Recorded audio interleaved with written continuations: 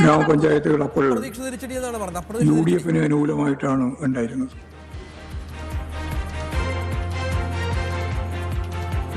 ഇപ്പോഴ് 343 എണ്ണത്തിൽ ജയിക്കുകയും 70 എണ്ണം തുല്യമായി വരികയും ചെയ്തിരിക്കുകയാണ്. മുനിസിപ്പാലിറ്റിയുടെ സ്ഥിതിയും അന്ന് വളരെ ദയനീയമായിരുന്നു. നമുക്ക് 17 മുനിസിപ്പാലിറ്റികൾ മാത്രമേ ഉണ്ടായിരുന്നുള്ളൂ. 41 മുനിസിപ്പാലിറ്റികൾ അന്ന് UDF അനുകൂലമായിരുന്നു. ഇന്നിപ്പോൾ 28 മുനിസിപ്പാലിറ്റികൾ ജയിക്കാൻ നമുക്ക് സാധിച്ചിട്ടുണ്ട്.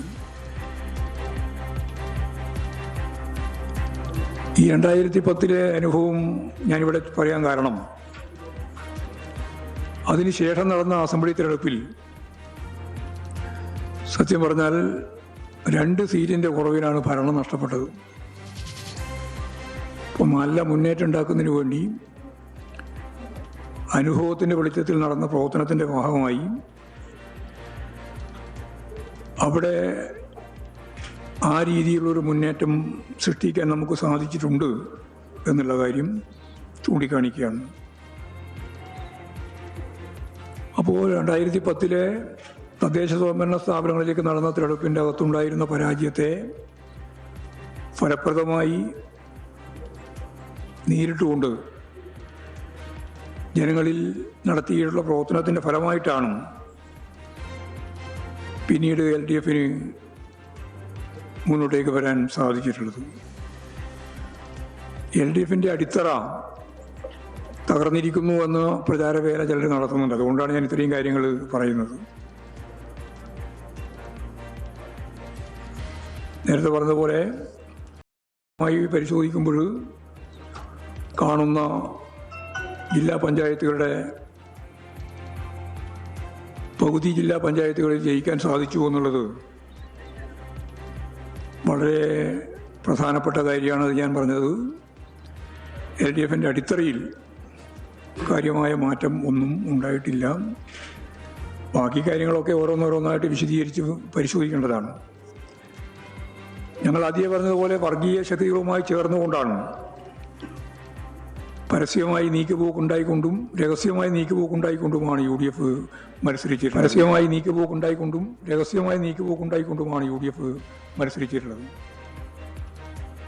LDFനെ പരാജയപ്പെടുത്താൻ BJP വോട്ടുകൾ UDFനും തിരിച്ച് UDF വോട്ടുകൾ BJPക്കും ലഭിച്ച നിരവധി സംഭവങ്ങൾ ഇപ്പോൾ പുറത്ത് വരുന്നുണ്ട്.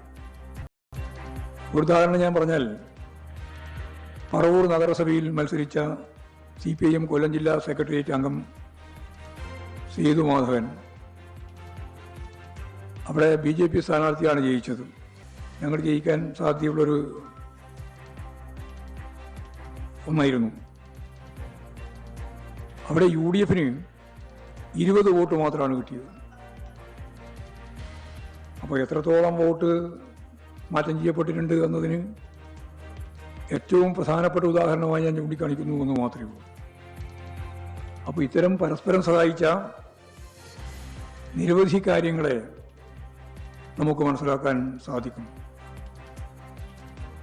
മതരാഷ്ട്രവാദം മുന്നോട്ടേക്ക് വെക്കുന്ന ശക്തികളുമായി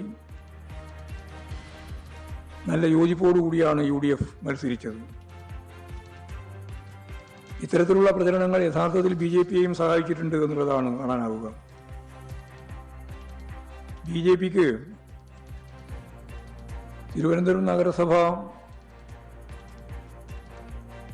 കോർപ്പറേഷൻ ജയിക്കാനായി എന്നതൊഴിച്ചാൽ അവരെ സംബന്ധിച്ചിടത്തോളം കാര്യമായ നേട്ടങ്ങളൊന്നും ഈ തെരഞ്ഞെടുപ്പിൽ നേടുന്നതിന് വേണ്ടി സാധിച്ചില്ല എന്ന് നമുക്ക് കാണാൻ കഴിയും.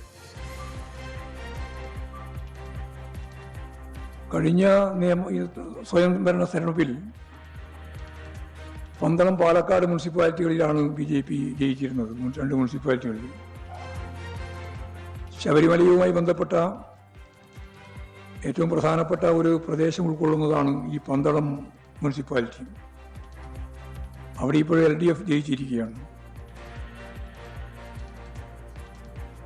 ശബരിമല ഉൾക്കൊള്ളുന്ന വാർഡ് ഇടതുപക്ഷ ജനാധിപത്യ മുന്നണി ജയിച്ചിരിക്കുകയാണ്. പാലക്കാട് മുനിസിപ്പാലിറ്റി BJPയുടെ ഭൂരിപക്ഷം നഷ്ടപ്പെട്ടു. LDFന് സീറ്റ് വർദ്ധിപ്പിക്കാൻ സാധിക്കുകയും ചെയ്തു. മുനിസിപ്പാലിറ്റി മാത്രമല്ല, ഈ പന്തളത്തിൻ്റെ ഏറ്റവും അടുത്തുള്ള പഞ്ചായത്താണ് കുളനട, അതുപോലെ ചെറുകോൽ, മുത്തോലി എന്നീ പഞ്ചായത്തുകൾ. ഈ 3 പഞ്ചായത്തും BJP പഞ്ചായത്തുകളായിരുന്നു. അത് 3 LDF പിടിച്ചെടുക്കുന്ന നിലയാണ് ഉണ്ടായിട്ടുള്ളത്. പാലക്കാട് അവർക്ക് ഭൂരിപക്ഷമില്ല. ഒറ്റക്കക്ഷി എന്ന രീതിയിൽ അവർക്ക് അവിടെ ഭൂരിപക്ഷം ലഭിക്കാത്ത സ്ഥിതിയാണ് ഉണ്ടായിട്ടുള്ളത്. കഴിഞ്ഞ തദ്ദേശ സ്വയംഭരണ തെരഞ്ഞെടുപ്പിൽ ഏറ്റവും വലിയ വിജയമാണ് LDFന് ലഭിച്ചിരുന്നത്. തദ്ദേശ സ്വയംഭരണ സ്ഥാപനങ്ങളുടെ പ്രവർത്തനങ്ങളിൽ പ്രാദേശികമായി പരിശോധിക്കേണ്ട കാര്യങ്ങൾ ഉൾപ്പെടെ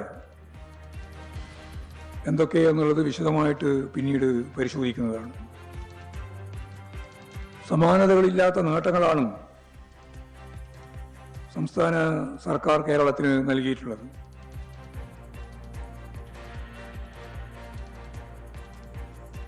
എന്നാൽ ഈ നേട്ടങ്ങൾ എന്തുകൊണ്ട് തിരഞ്ഞെടുപ്പിൻ്റെ ഭാഗമായിട്ട് പ്രതിഫലിച്ചില്ല എന്ന കാര്യവും ഞാൻ നേരത്തെ പറഞ്ഞ പോലെ വിശദമായിട്ട് പരിശോധിക്കേണ്ടതാണ്. സംഘടനാപരമായ കാര്യങ്ങളെ സംബന്ധിച്ചും പോരായ്മകൾ സംഭവിച്ചിട്ടുണ്ടോ എന്ന കാര്യം വിശദമായി പരിശോധിക്കും. ജനങ്ങളിലേക്ക് കൂടുതൽ ഇറങ്ങിച്ചെന്ന് അവരുടെ കാഴ്ചപ്പാടുകളും ചിന്തകളും മനസ്സിലാക്കിക്കൊണ്ട് കൂടുതൽ ശക്തമായി ഇടപെട്ട് മുന്നോട്ടേക്ക് പോകാനാണ് പാർട്ടി ശ്രമിക്കുക. ജനവിശ്വാസം കൂടുതൽ നേടുന്നതിനുള്ള പ്രചരണങ്ങൾ, പ്രവർത്തനങ്ങൾ സർക്കാർ തലത്തിലും സംഘടനാ തലത്തിലും ഇനിയും ശക്തിയായിട്ട് നടത്തേണ്ടതായിട്ടുണ്ട്. തെരഞ്ഞെടുപ്പിലുണ്ടായ തിരിച്ചടികൾ പരിശോധിച്ച് ആവശ്യമായ ഇടപെടൽ നടത്തി പാർട്ടി ഇതിനെ അതിജീവിച്ച് മുമ്പോട്ടേക്ക് പോകും എന്നാണ് ഇത് സംബന്ധിച്ച് പ്രാഥമികമായിട്ട് പറയാനുള്ള കാര്യം. LDF വിരുദ്ധ വികാരമാണെങ്കിൽ 7 ജില്ലാ പഞ്ചായത്തൊന്നും ജയിക്കില്ലല്ലോ. നമ്മളിപ്പോൾ ഓരോ പഞ്ചായത്ത്, മുനിസിപ്പാലിറ്റി, കോർപ്പറേഷൻ ഉൾപ്പെടെ ഓരോന്നോരോന്നായിട്ട് പരിശോധിച്ച് നോക്കിയാലേ അതൊക്കെ പറയാൻ സാധിക്കുള്ളൂ.